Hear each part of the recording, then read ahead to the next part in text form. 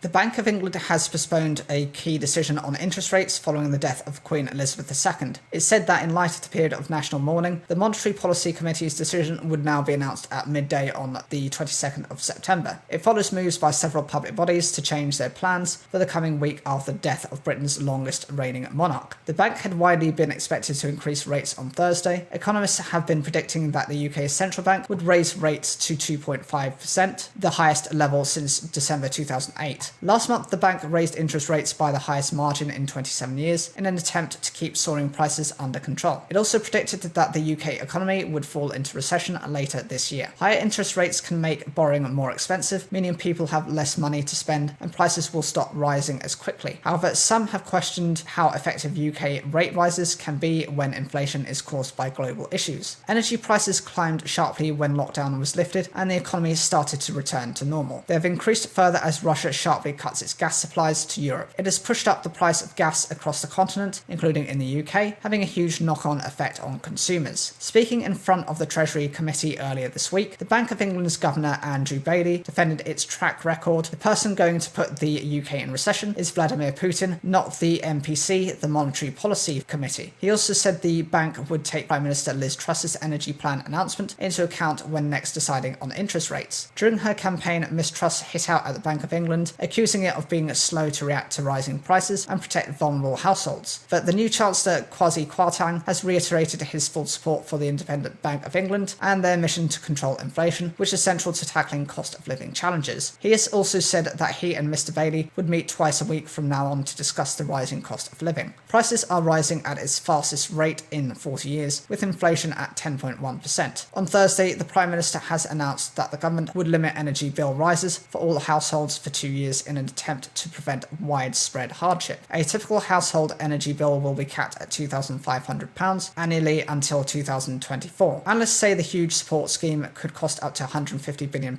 but announcing the package, Ms Truss said extraordinary times call for extraordinary measures. Further details are expected by the end of the month, as the Chancellor is expected to set out costings in a fiscal event where he will outline the level of borrowing necessary and any new tax measures he deems necessary to fund the package of support.